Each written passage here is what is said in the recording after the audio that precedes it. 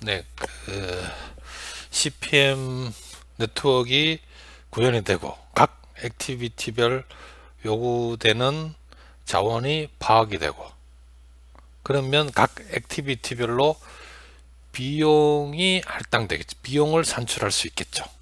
네. 그럼 CPM이니까 그 비용이 전체 프로젝트에 대한 비용을 각 시기별로 계산할 수 있을 겁니다. 그래서 전체 비용에 대한 각 구간별, 뭐 주로 월별이겠죠. 월별 어느 정도 퍼센테이지로 사용될 것인지를 이런 형태의 엑셀로 표현했습니다. 각 주요 공정별로, 기간별로 이렇게 몇 퍼센트씩 들어간다라는 것을 알 수 있고, 여러분들 이제 현장에 가게 되면 이런 유사한 엑셀 차트를 많이 보게 될 것입니다. 그럼 여기에서 보면 이건 이제 프로젝트 관점이에요. 뭐 대략적으로 보면 전체 공사 기간을 100%로 두었을 때, 100%로 두었을 때 처음에 좀 적은 비용이 들어가고 나중에도 좀 적은 비용이 들어가고, 공사가 진행될 때 가운데쯤에 이제 제일 많은 일들이 이제 일어나는 이런 형태로 일반적으로 일어나고, 이거를 이제 누적해서 봤을 때는 이런 형태가 됩니다. 이게 직선 비슷한데 약간 S자 모양 비슷하죠. 그래서 이러한 계획 기성을 표현하는 이 그래프를 보고 S커브, S커브라고 합니다. 그 EBMS에서는 이 S커브가 처음에 표현하는 게 이제 이게 계획치죠. 블렌드 밸류 또는 BCWS 커브가 되겠습니다. 이건 계획이에요. 그리고 아까 전에 간단한 예제에서 봤듯이 특정 시기에 BCWS를 파악을 하고, 그리고 어느 만큼 진행이 되었는지, 실제로 진행된 일에 대한 책정된 예산을 파악할 수 있겠죠. 이게 뭐 어느 점이든지 찍힐 수가 있어요. 보게 되면. 그렇게 되면 결국 계획된 일의 가치, 수행한 일의 가치니까 이 내용이 이제 스케줄에 되는 거죠. 스케줄 베어리언스, 공기에 대한 어떤 차이, 뭐 그렇게 보면 되겠네요. 이 두 금액의 차이가 공기에 대한 차이의 어떤 정도를 보여주는 거고, 그 다음에 수행한 일에 대한 예산, 그리고 수행한 일에 대한 실제로 지출한 금액이니까 이 두 값의 차이는 비용에 대한 어떤 베어리언스가 되는 거죠. 이런 형태의 개념이 적용되겠습니다. 그래서 스케줄 베어리언스, 공기 차이는 BCWP-BCWS. 앞으로 전부 다 이 용어를 쓰겠습니다. 용어가 그래도 저는 더 좋다고 생각하기 때문에. 그래서 이게 양수 값이 되면 어떻게 되죠? 플러스 값이 되면 이게 수행한 일이 계획보다 더 많은 거네요. 플러스가 되면 좋은 거구나. 반대의 경우는 이 값이 더 크다는 이야기는 계획보다 더 적게 진행이 된 거죠. 그 마이너스는 안 좋은 거네. 그렇게 할 수 있고, 코스트 베어리언스는 수행한 일에 대해 실제로 지출한 금액이니까 이게 더 크다는 얘기는 뭐예요? 플러스라는 의미는 실제로 지출한 금액이 더 적다는 이야기죠. 그 좋은 거네. 플러스는 좋은 거고 마이너스는 나쁜 거고 안 좋은 거고, 그렇게 뭐 이해를 하면 되겠고, 그 다음 약간 더 복잡한 SPI, CPI가 있습니다. SPI, 스케줄 퍼포먼스 인덱스, 공정 스케줄 수행 정도라고 보면 되겠네요. 이 식은 BCWS분의 BCWP입니다. 그래서 1보다 크다는 의미는 뭐죠? 계획보다 더 많이 진행이 되면 1보다 크게 되네요.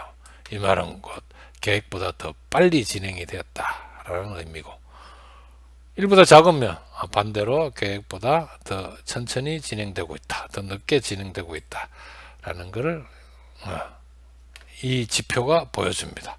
1보다 크면 좋은 거네요. 1보다 크면, 이렇게 해야 되나? 1보다 크면 좋은 거고. CPI는 SPI는 그냥 개념적으로 쉬운 것 같아요. 계획 대비 수행한 정도니까. 그럼 CPI는 약간 헷갈립니다. 실제로 들어가는 비용 대비 계획한 금액이죠. 약간 조금 반대인 것 같은데, 이 이유는 1보다 큰 게 뭐죠? 1보다 큰 게 버짓보다 예상보다 더 작게 쓴 거죠. 이걸 표현하기 위해서 그렇습니다. 예를 들어서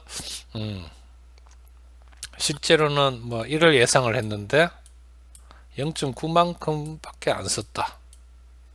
그럼 좋은 거죠. 일단 계획보다 더 적게 썼으니까, 똑같은 일을 하면서 1보다 크죠.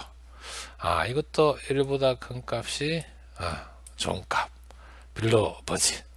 1보다 작으면 안 좋은 값.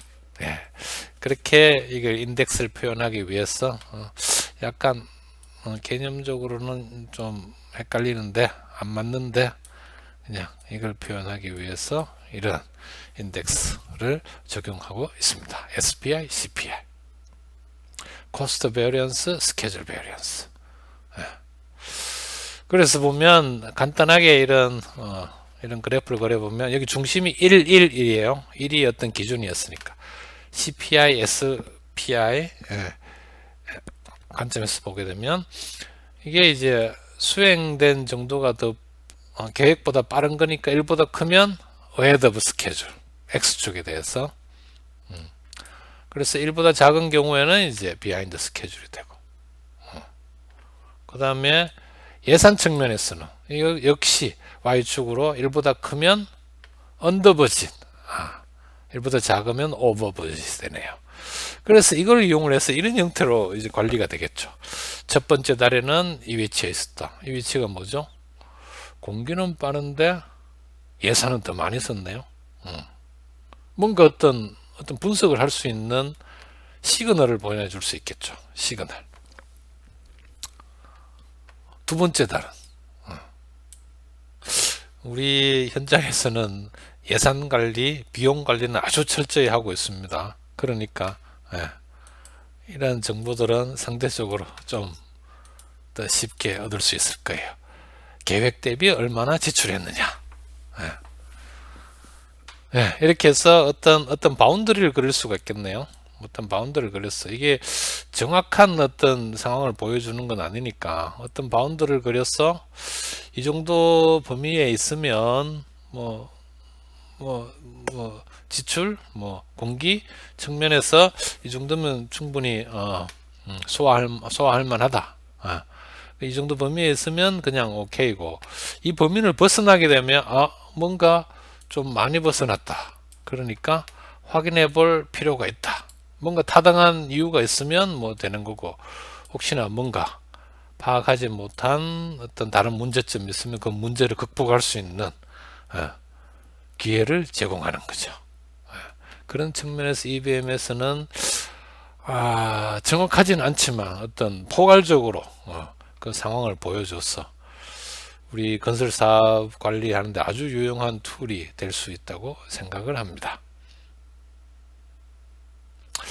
그리고 이제 조금 더 나아가서 여기 BAC, Budget at Completion, 이게 이제 초기 프로젝트 전체 비용이라고 생각하면 되겠습니다. Budget at Completion. 처음에 이제 프로젝트에 할당된 예산이고, 그 다음에 여기에서는 어떤 CPI라는 걸 봤네요. CPI가 뭐였어요? 액츄얼 분의 budgeted cost니까 performed. 그러니까 이게 1보다 크다는 얘기는 뭐예요? 예산이 계획보다 조금씩 덜 사용한다는 의미가 되겠죠. 그러니까 1보다 크면 ETC는 이게 보면 budget completion, 그러니까 전체 금액에서 현재까지 수행한 일에 대한 예산이니까 남아있는 일에 대한 예산이 되네요. 현재 이 부분이 남아있는 일에 대한 예산이 되고, 이거를 CPI로 나눠주게 되면, 이게 CPI가 1보다 크면 기존보다 작아질 거고, 만약에 비용을 오버버짓된 상황이어서 이게 1보다 작으면 이 값이 더 커지게 되겠죠. 예. 그렇게 이 CPI를 반영해서 앞으로 남아있는 일에 소요될 비용을 어느 정도 근사치로 예상을 해볼 수 있겠죠. 그래서 앞으로 소요될 금액은 이렇게 되네요. 현재까지 수행한 일에 대해서 지출한 금액이다. 여기에 estimate to complete를 하면 한 이 정도 금액이 들어갈 것이다 라고 계략적으로 추측하는 거죠.